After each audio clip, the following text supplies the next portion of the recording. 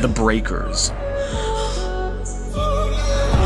One of the last great monuments of a family that once ruled American high society. But for Cornelius Vanderbilt, wealth was never the endgame. It was the foundation for something much larger.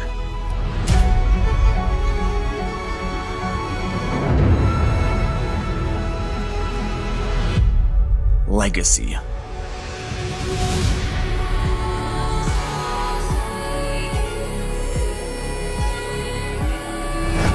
Over 130,000 square feet, 70 rooms, 33 bedrooms, 20 bathrooms, 27 fireplaces, 5 floors, including the basement and tunnels, and 13 acres of prime Newport real estate.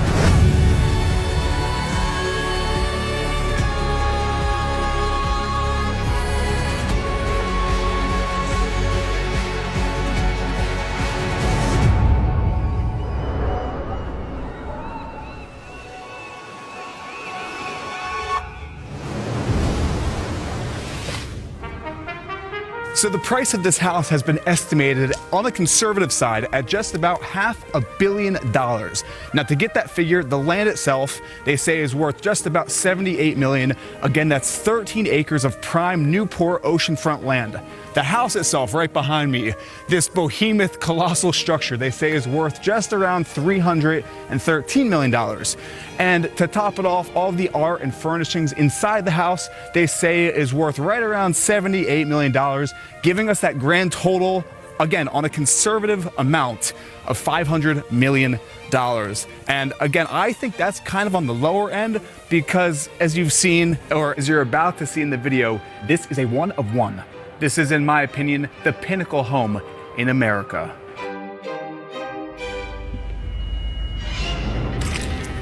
Now, to understand how this American palace came to be, we first have to understand the history of the Vanderbilt family who manifested it.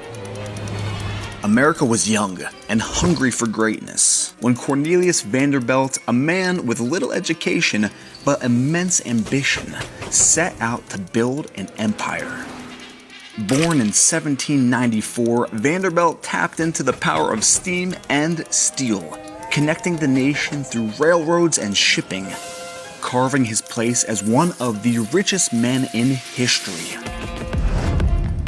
When Cornelius died, his son, who he was not very fond of, William Henry Vanderbilt, took the helm and he doubled the family fortune his father built, pushing the Vanderbilts into a realm of wealth that almost seemed mythic. Then came Cornelius Vanderbilt II, the grandson and third generation Vanderbilt, who left his ego and his appetite for power unchecked, ultimately dreaming up the Breakers, a fortress on the cliffs of Newport designed to stand as a testament to the family's legacy. It was here, amid halls of gold leaf and rooms of marble with semi-precious stones inlaid, that the Vanderbilts envisioned their lasting place in history. Like all empires built on fortune, the Vanderbilt dynasty began to falter. The vast fortune that once defined them slipped away, scattered by changing industries and endless spending.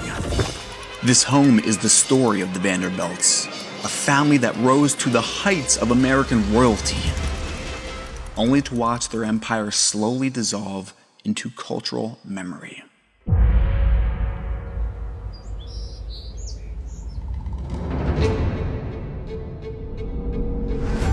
Imagine, if you will, it is the summer of 1895. The orchestra is blaring as Cornelius Vanderbilt II descends down this staircase with his daughter, about to introduce her to all of New York high society. Lining the gallery above, all eyes are on her. This is American royalty. Let's be honest, this is a palace. This is not a home. I think there's this misconception in America that we don't have architecture that rivals Europe, but in this video, we are going to give you an in-depth tour, I believe for the first time ever, of the Breakers mansion, starting here in this great room. This room is 50 foot by 50 foot by 50 foot. For instance, you could probably place a 3-story home in this great room. That's how much volume is in this space. Given that this is a Renaissance home, if you look up, this would technically be an atrium. But because we are in New England, you have the next best thing, a windswept sky painted on the ceiling here. Let's just focus our attention again towards the ceiling. This is all casted plaster, and there is tons of symbolism and sacred geometry throughout this whole house. For instance, you have the flower of life going around the corner of this entire room, various types of marbles from all over the world. Again, looking up, you have the Vanderbilt family crest with the 3 acorns. You'll find that throughout the entire house. This is like my Super Bowl. I have looked at this house online for so many years, and to be standing in this room, it's nothing short of surreal. Looking up, we have these 4 chandeliers, and I want to point this out. So these were not only electric, but gas. And this is one of the first homes in America that had electricity. So not only did you have the electric current, you had gas. So these were fire-lit chandeliers. Imagine that. All of New York's high society in this room, all of the power in this emerging nation in this one room. Those chandeliers are so heavy that they're actually anchored to the steel beams at the top of the house. And this home is a Freemason structure, meaning that it is just stone, steel, and brick holding up this house, which is nothing short of incredible. I do believe that people were able to build homes like this back in the day because maybe the collective consciousness was a bit higher. Maybe people had more time to devote themselves to their craft. So I'm going to break down some of the details, even with this stair. So they wanted to have a very regal flow. These risers are actually 2 inches shorter than the average staircase. And even when I was descending down, I felt just an air of elegance as I made my way into the center of this great room. I do want to point this out just because this is the head of the home right here. This is a bust of Cornelius Vanderbilt II. And as you go throughout this space with me, you'll see numerous paintings of him. So again, this is the heart of the house. This is the main hub. This is where everything happened, all of the big events. But making your way off of this staircase, look at this. Here's another oil painting of the man himself. He's actually not in this box. This is a rare piece of history. This was actually from the 19th century, and the paintings are from the 15th century. This is essentially an Italian dowry box where the dowry for the bride would be given on the day of the wedding. But from the main room, the great room, we are now going into the jaw-dropping formal dining space.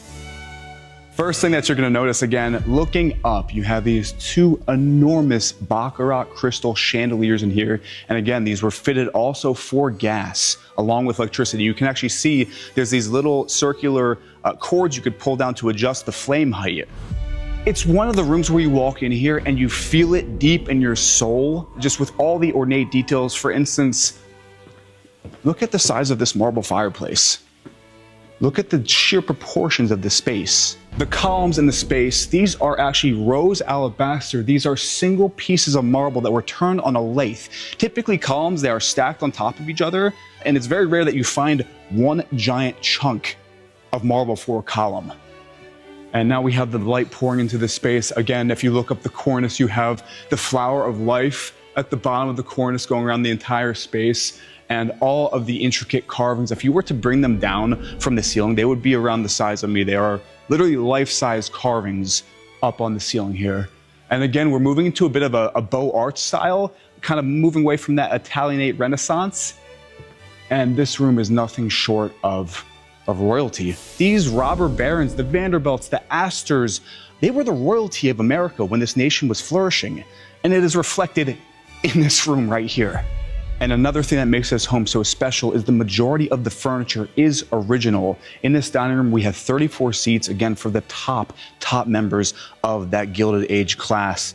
And I want to keep our attention on the ceiling. If you look up, that is a painting of Aurora greeting the dawn, which is very fitting because we are facing due east, and you can see now the morning light is pouring into the space. It gives you that warmth and the soul in the home. And I do want to mention, this was a summer home. This was built to only serve 2 months out of the entire year. Put that into perspective. That's the type of wealth that they had back then. The ornateness is on every inch of this room. This is 22 karat gold leafing. And I want to just point out a few of the symbols. So if you look you have the caduceus, which is on ambulances, it's on trash trucks. The caduceus, in more esoteric principles, was symbolic of a spiritual awakening. So you have the two snakes going up the pillar, which is symbolic of a kundalini rising in a bit more of an esoteric sense, which kind of makes me think that back in the day, they were more in touch with, I guess, the spiritual side of things, which in America today, comment down below what you think of that, because I do believe it's lacking. So from the formal dining room, I'm going to show you something that back in the Gilded era was totally off limits. This was behind the scenes. You would never see this, especially if you were a guest dining here. This is the butler's pantry, which in its own right is so impressive. There's a skylight in this butler's pantry with a wrap-around second-level terrace. This is where the food would be plated and then brought out to that grand dining room. And as you can see, this is all, I believe, original china here. Nicely displayed. You have, again, some crystal in here. And just the fact that you have a double height open air pantry. Think about your pantry at home. And then look at this pantry. And just like any Michelin star restaurant, the timing of the food is paramount. So if the guests were not ready to be served their food yet, it would be kept in this gas heating box to have the food warm, so when they were ready, it would be served. Given that this is the service hub of the house, this is actually the call box. So if you needed anything in any room in the house, this would alert the staff to come and tend to your needs. Then this was in the 1890s, they had this stuff. This is the dumbwaiter leading up to the second level, so after the dishes were washed and cleaned, they would be put in here and transported up to the second level in the pantry. In your pantry, this is a walk-in safe to store your Tiffany silver.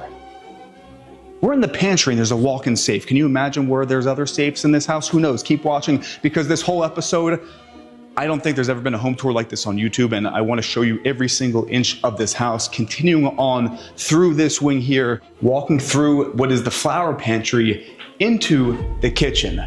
And now this kitchen is unique for many reasons. One, it's bigger than most apartments in New York City. It could be a house in itself. It's unique because it's above ground. Typically in all the other homes in this area, the kitchen was subterranean, but this was a massive effort in fireproofing the house, having the kitchen be its own separate area.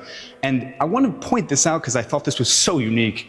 So this door was actually kept shut at all times to keep these smells from going into the main house. And then the food was actually passed, I'm not gonna actually open it, but it was passed through this little hole in the door, just so the smells wouldn't enter the main house. And I just wanna break down this right here. This is an original cast iron stove. This isn't like your stove at home where you flip on the switch and you're immediately at the temperature. This was a furnace. These were all bays to fill with coal to get this griddle going as hot as it could go. And again, I just want to show you the proportions of the space. You even have a water view from the kitchen. It's nothing short of impressive. So from the kitchen, I wanted to give you an accurate portrayal of the scale of the house. So we're now walking through the service stairwell. This is, again, behind the scenes. And this house, like I mentioned at the start of the video, is over 130,000 square feet. For perspective, a large house, like I would say a mansion, is around 6,000. This is 130,000 square feet. Ooh. I almost stepped on the rug. So that's an original rug. Do not want to step on that. But we're back in the formal dining room. But from the formal dining room, welcome to the billiards room. The theme of the billiards room is to mimic the sea. You can tell by the specific type of Italian marble on the wall. Again, all book matched to perfection. If we look down, these are all hand-laid mosaic tiling. Again, there's the acorns there, the Vanderbilt family crest. If we look up, these arches here are all alabaster, and then there are these diamonds with semi-precious stones inlaid into the marble. Look at this. This is alabaster, two angels holding the V for the Vanderbilt family. Just take a look at the ceiling. Again, in the middle here, there's another tile mosaic. And then you can really see inlaid into the marble those semi-precious stones. People associate crystals with spirituality, and I can only imagine that they probably serve some purpose, maybe more than decorative, in my opinion. The Breakers is full of what we call sacred geometry, such as the flower of life and the Fibonacci sequence. Reoccurring patterns symbolize the connection between the material and the spiritual realms, bridging the finite with the infinite.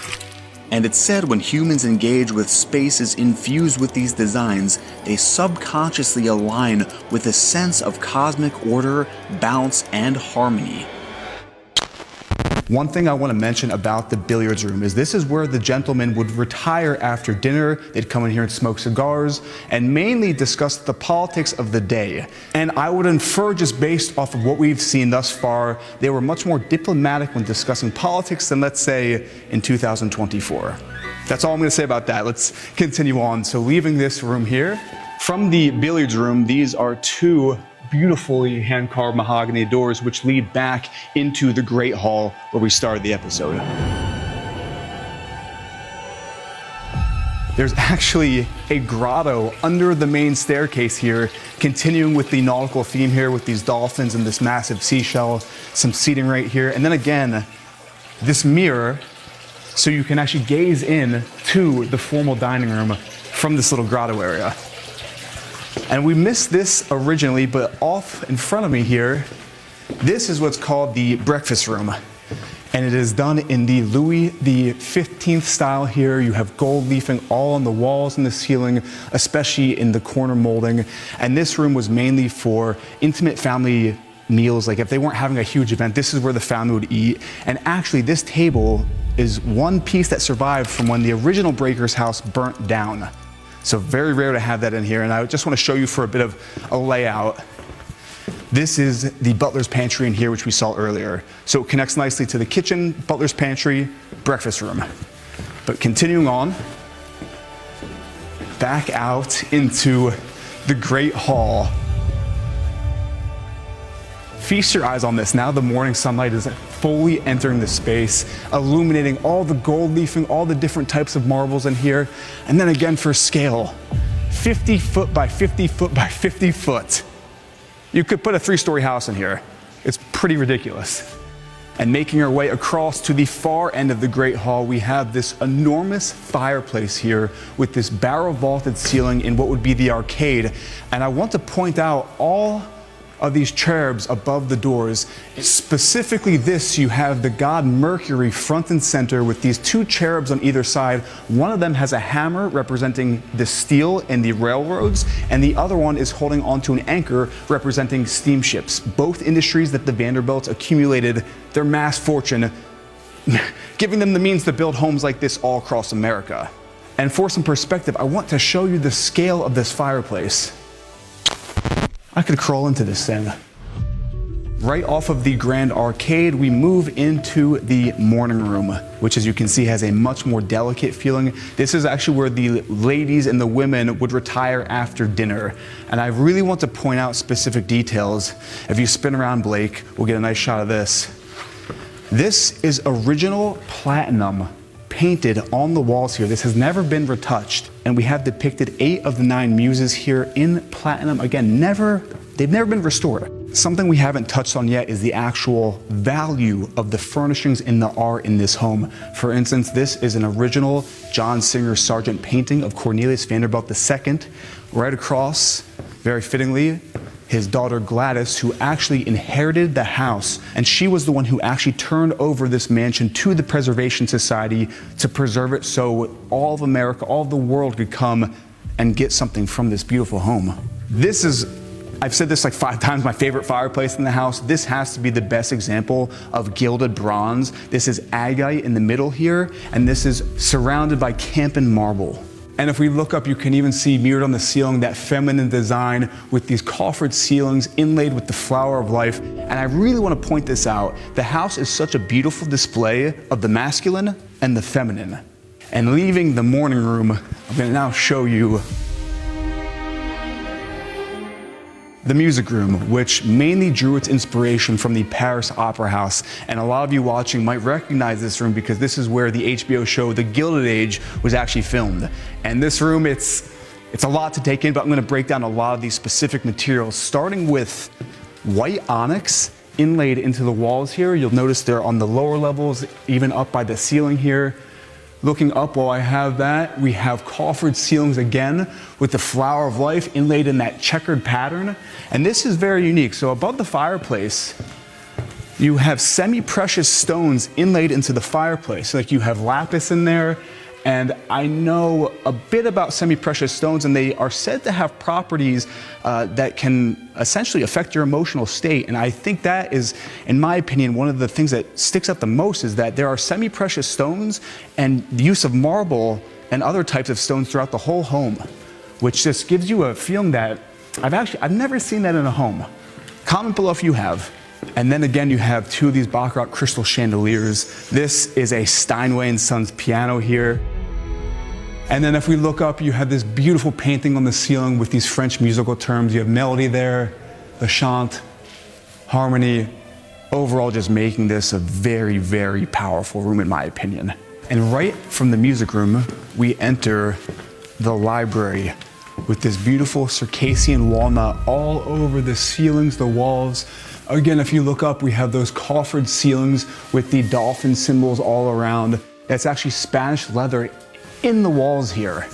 Passing under this arch into the main section of the library, and behind me, that is a 500-year-old fireplace from a chateau in Burgundy that was brought across the Atlantic into this home here. Continuing with, if you look up, the coffered ceilings, all the intricate paintings of the flowers and the nautical themes. And then again, there's more gilded symbolism here with the fasci of Roman antiquity and whatnot. This is one of my favorite rooms. I love the academic feeling, like I mentioned. And then on this far back wall, we actually have the original book collection. And this was Alice Vanderbilt's favorite room, the wife of Cornelius Vanderbilt II. And I'm even looking at some of these. Yeah, these are all original books here in prime condition, nonetheless. And just for some perspective, for the size of this fireplace, the scale of this house. And exiting the library, these are pocket doors here, and this is actually a prime example here. That is the caduceus in the hand of Hermes with the wings. It could be also Mercury. Throughout history, it's been Thoth, Mercury, and Hermes, basically the same god with different names. And here he's depicted perfectly on this door, which pockets in. And if you come on this side blade here, you can see it's actually mirrored to reflect the music room and the beauty of this room here. And making our way back into the grand hall, another look at the arcade with the barrel vaulted ceilings, the sunlight pouring into the space. And it really gives you the feel of the fact that this was a summer home, positioned perfectly to the east to have the light flooding into the space. And with that, this is only the first floor of 3 floors of the house. So we're gonna make our way up the grand staircase where we started the tour. Again, with those risers that are 2 inches lower than the average staircase. And even, I'm gonna stop here and point this out. Look at the details, even on the railings. Again, flower of life right here, sacred geometry, the caduceus with the snakes going up with the flame right there, the eternal flame. The symbolism in this house is pretty next level, and I didn't expect that myself. So as we make our way up the staircase to this landing, we have a portrait of Alice Vanderbilt. Above her is a Flemish tapestry depicting the life of Alexander the Great. And while I'm looking up, check out that skylight with the stained glass. That was actually originally in the Vanderbilt's New York City home, and they moved it here to the Breakers. And speaking of the history and the founding of the family, this right here is a painting of the Commodore. This is the man who made the fortune. Right across from him is his heir, who he wasn't quite fond of, but ironically enough, he doubled the family fortune in around 8 years' time. Very interesting to see the family history and how legacy plays out, and wealth throughout generations can either be built or, in some cases, diminished. And on the second floor here, we have these Brescia marble columns, again with the alabaster towards the top. And I want to point this out just for the sheer perspective on how large the home is. The reason why the ceiling of the Great Hall is so impressive is because some of the elements extend more than a foot down, giving such depth to this ceiling here. Like you see the pine cones extending down, the flowers of life blossoming open, and then again, that sky fresco on the ceiling there. So bringing it back in from all the ornamentation of the Great Hall, we're going to enter now the private spaces, the bedroom spaces, which were purposely designed to be much more, as you would say, minimal than the Great Hall, because they believe that the spaces for the family should be a place of rest and rejuvenation. And here we're in Gladys's bedroom, and as you can see by all the ropes, you can actually come yourself and visit the Breakers mansion. We removed the ropes for the first part of the tour because we really wanted to paint the picture of what this would be like if it was a private residence, which it was. But for the rest of the tour, we're going to give you a bit more of the historical context, as you would see if you came and visited the Breakers. Off of the bedroom, the first bathroom here, and this leads into Cornelius Vanderbilt II's bedroom, the head of the house, which is separate from his wife's bedroom, which was very accustomed for the time during the Gilded Age. And wait until you see his bathroom. Check this out. This would be his changing room, his dressing room, and his bathroom. And specifically, I want to mention this. You'll notice that there are 4 faucets. That's because in the Breakers, they didn't just have fresh water, they had hot and cold salt water from the ocean funneled into the house. And you'll see later in the episode, we're gonna actually go underneath the mansion and give you a tour of the mechanics of this mansion. His tub was carved from one giant piece of Carrara marble. You see the seashell motif on the side here. And this is actually pretty unique. So after a long day of riding, they would actually come here, turn on the water, and soak their butts from sore butts from riding. And I do want to mention this, just picture this, if you will, having a hot water salt bath. Most homes today don't have that. I've actually never, have you seen that in a house? I've never seen that. And this was built in 1895, it was finished. So making our way, again, this is Mrs. Vanderbilt's room here. As you can see, much more feminine than Mr. Vanderbilt's, yet keeping it with the grounded red on the carpet. I love how it gives it that regal feeling. And she essentially ran the household from this room, and given the oval shape of her bedroom, you can tell that we're above the music room. And while we're looking up at the shape, look at the beautiful crown molding in there. Again, the flowers. The details are in every single room. And I want to also mention again, this was considered more minimal than the rest of the house, and it's so extravagant still. So exiting Mrs. Vanderbilt's bedroom, we're gonna head back into the hallway. I'll give you one more look from top down of the Great Hall. Just check that, it never gets old. I've been here for 3 days shooting. This will never get old.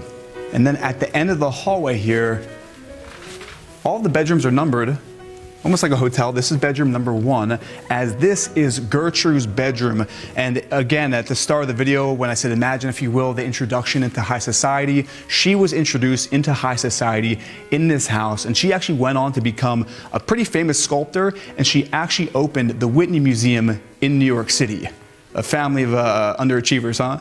But seriously, we're facing the east now. The sunlight is flooding into the room. Again, you have just the feminine feeling here with the roses on the wall.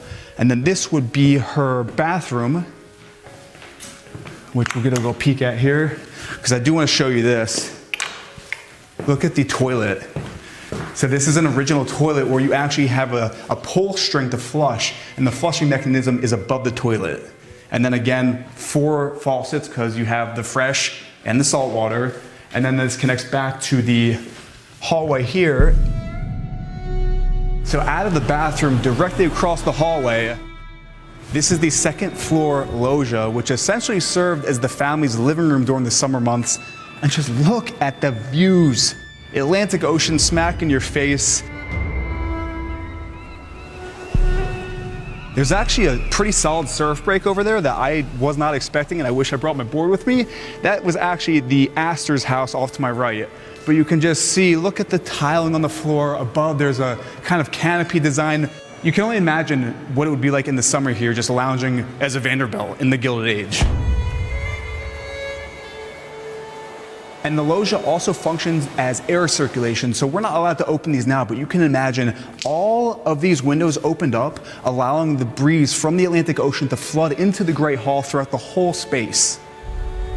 Picture that. That would be something pretty special, but we're not allowed to touch these for now. But let's actually head back into the house. A few more rooms on the 2nd level. Back on inside to my right. All I will say about this room is this is the one guest bedroom on the main floor with the family. The rest of the guest rooms are where the boys are staying up on the 3rd floor, so let's check that out. So making our way up to the 3rd floor, again, the proportions of this stairwell match the entire house. So this is, I'd say, almost a triple wide stairwell. If you notice here on the railing, you have the flower of life. Again, that sacred geometry. Some people say it's linked to like the fabric of creation. And it's interesting that's all over this house. And then above us, I want to point out, look at this massive skylight, making use of the natural sun coming into the space. So this is the third floor, this is the guest floor, and actually we'll go down that way in a second, but first I want to show you some of the bedrooms. More of this rose marble on the columns, and at the top of the column, even look, that's alabaster. And it's interesting because the mix of the different stones in the house is something that you don't really see nowadays. So here is the guest wing. Actually, you can look behind me here for a bit of perspective on the depth of the house. And I'm gonna briefly walk you through some of these rooms.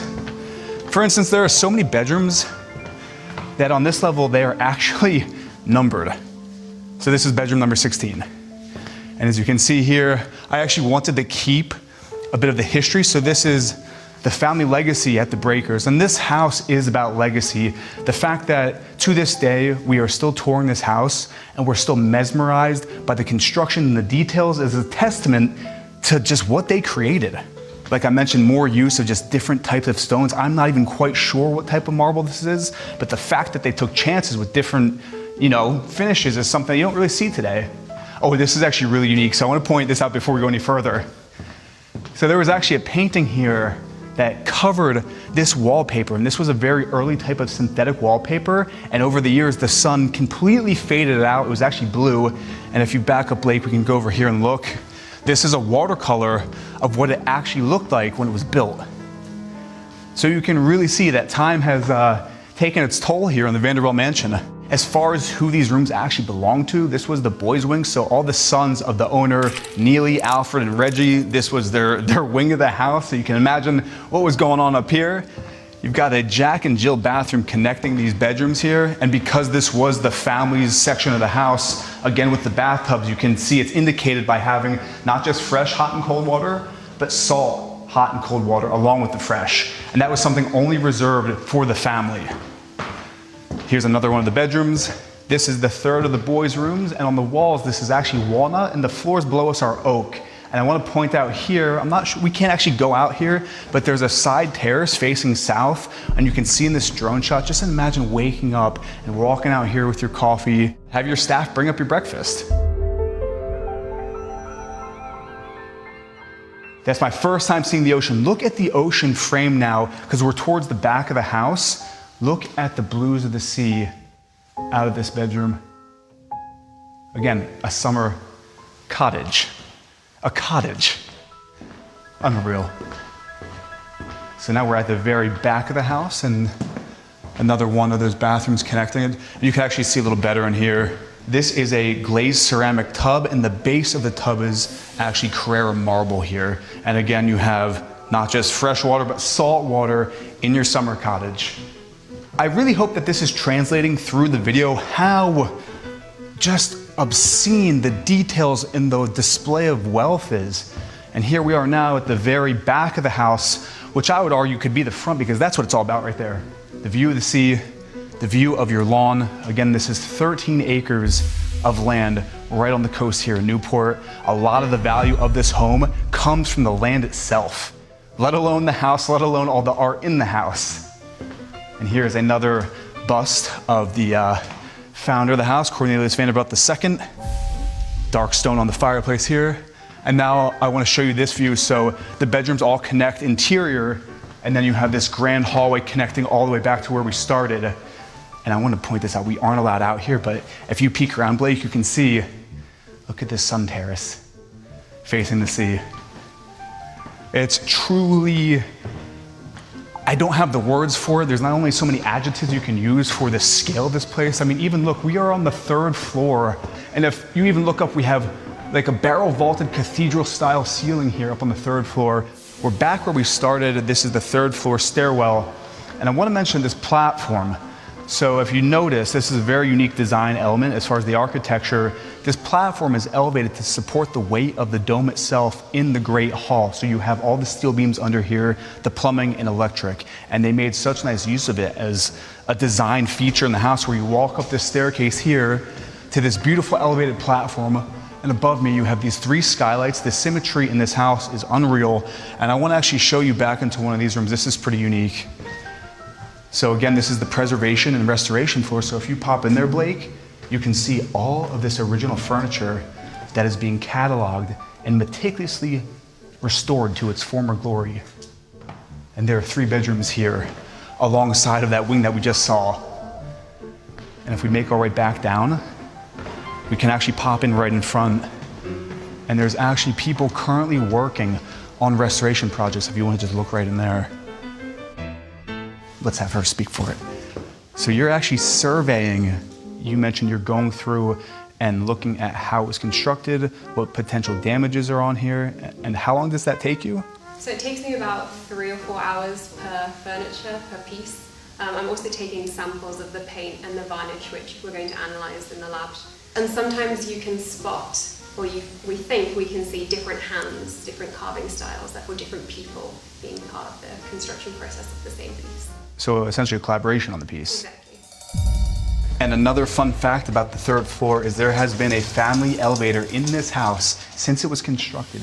This is the 3rd iteration of elevators in the house. The first one was actually hydraulic, and the second 2 have been electric, but to have this still in the house. But speaking of tech, I want to show you this. This is what is called a speaking tube. So you have here, it says basement and first back hall, and you can actually speak and they will hear you down in the basement. It's almost like when you were a kid and you had the 2 cans connected with the wire and you were talking to your neighbor. That's in this house, built in 1895. This is essentially the first smart home. Like, aside from the grand proportions and all the materials used, it had smart tech for the time. This is the underbelly of the house, and the Vanderbilts didn't like to refer to their servants as servants. They referred to them as staff because they were working and employed by the family.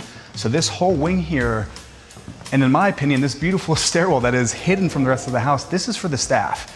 So there were 20 staff that were inside the house, and then 20 staff that worked the land. And back here we have 33 guest bedrooms, and we'll pop into a few of them. This was actually the staff kitchen back in the day. It's empty now, but even you can look in the staff kitchen. Check this out. A view like this. And just to really reiterate that, so in total, there are 48 bedrooms in this house. And in this section of the house, for the staff, there are 33 of the 48 bedrooms. And we're gonna give you a quick little peek at just what a few of them look like. So just check that out, Blake, down there. And with those 33 bedrooms, there's more bedrooms up here on this next level. So just for the scale of the house, this whole wing is for the maintenance and running of this house. And I've said it like 10 times, this was a summer cottage. What the actual? It's a summer cottage. They were here 2 months a year, and they were here mainly because the constraints of high society in Manhattan didn't apply, so people just went wild in this house. And there's still more to see. Wait till you see this.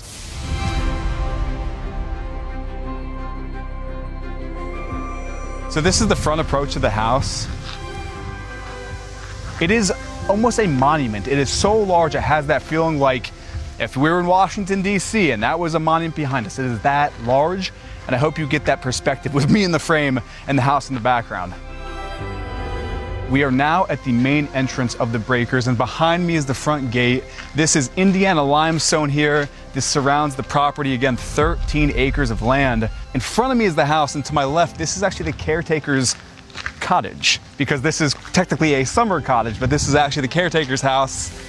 And we are about to actually go underneath the Breakers to the, I guess, the workings of the house.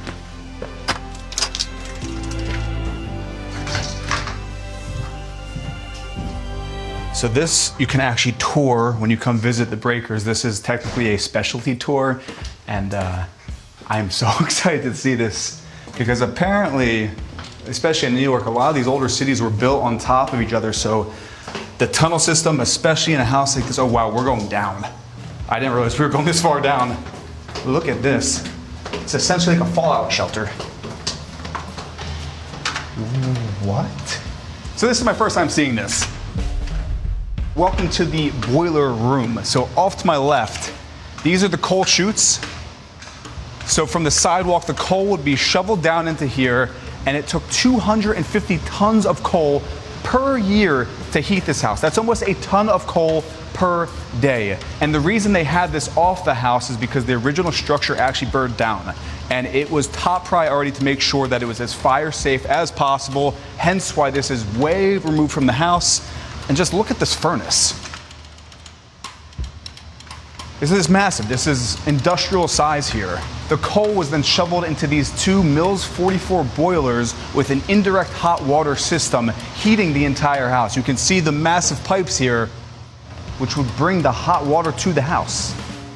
And if you look up, this is steel reinforced barrel vaulted ceilings. And I love how they actually have skylights in here. This could have easily been a dungeon, but they have these nice skylights letting in tons of light into a space that would otherwise be hidden beneath the house.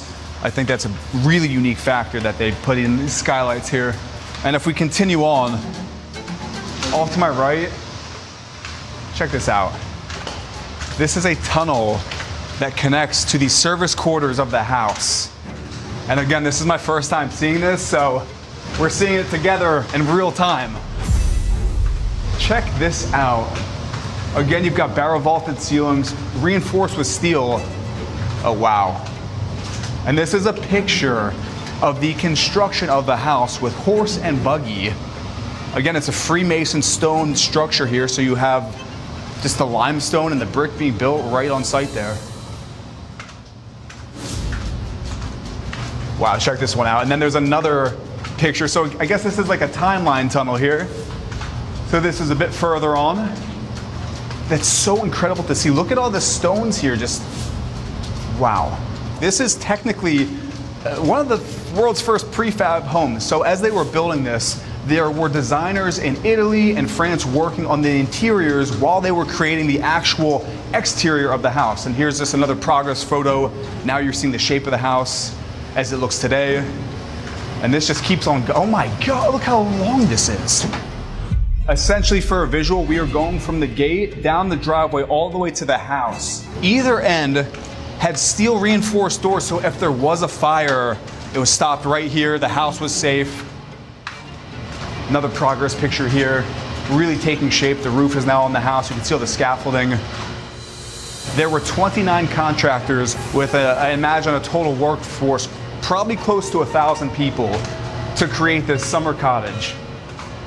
And now we have the scaffolding taking down. That's what the house looks like today. And it just keeps on going. Again, all the plumbing here, electric. Oh, this is really unique. Look with the landscaping in now.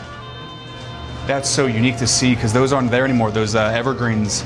And this is that steel door I was talking about where if there was a fire, this was shut immediately, the house was preserved.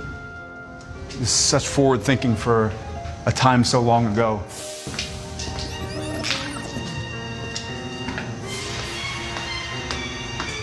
This right here is the original switchboard, which actually was in use until the 1990s. When the house was first built, it was run on DC current and shortly after switched over to AC. And if you know the history between these three men right here, a lot of competition between these guys, and eventually Westinghouse took on Tesla, and the rest is history. We all know who won the current war, so to speak. And if you'll notice, the switchboard is actually made of white marble solely because it did not conduct heat. So it was a safety feature, and also it looks stunning.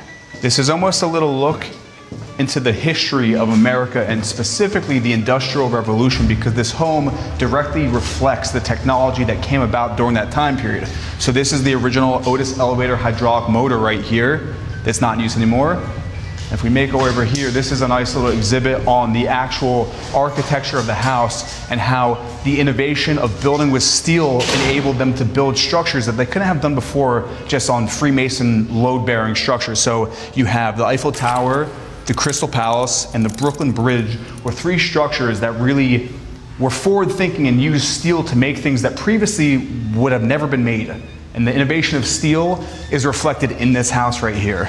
So moving on to plumbing, this home was built in a time when most Americans didn't even have one bathroom. The Breakers has 27 bathrooms, and here's a breakdown of all the water systems that fed the bathroom. So you had the city water, which was not potable here. You had fresh water, which was actually rainwater beneath the terrace in the back. You had 9,000-gallon rainwater collecting barrels underneath the back terrace here for the fresh water, and then you had salt water pumped directly from the ocean into the house, which was all pumped to the fourth floor, and then gravity did its thing, and that's the water system in this house. For the time, very impressive. And the house was actually switched over to geothermal heating fairly recently. And here the tunnels continue. And you have to imagine, we're showing you this tunnels because it's a part of the tour. Imagine the tunnels that are off limits to the public. That's the thing I think of when I come down here. For instance, this is the air convection.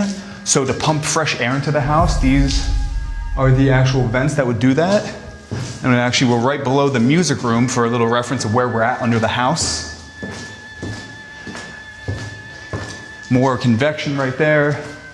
This is actually a original icebox here on display with a hand-typed note from one of the descendants saying to keep that because of how historically valuable it was. This is actually very unique. This is a bit of a homage here to the hurricane of, I believe it was 1939 or 1938, and this is the graveyard of the damage from that hurricane. And the house obviously survived, but this just shows how extreme that storm was. Of course, the final thing on the lower level is the wine cellar, and I want to point out a date on one of these here. I believe it is this one here. Where's that? Where are we at? The 1914 one? Do you know where it is? Right here. 1914. And you have to imagine a house of this size in its peak of the fever pitch of the Gilded Age. They probably had daily deliveries of wine. You have to imagine that just given the size of the house and the size of this room, they probably had a daily delivery. Architecture has always been more than bricks and mortar. It's a reflection of our highest aspirations. Energy and motion frozen in physical form. These designs speak to our longing for balance, harmony, and connection with the divine. By preserving and, more importantly, sharing these works of art, we honor the legacies of those who came before us. Visionaries who built with purpose, but more importantly, with soul.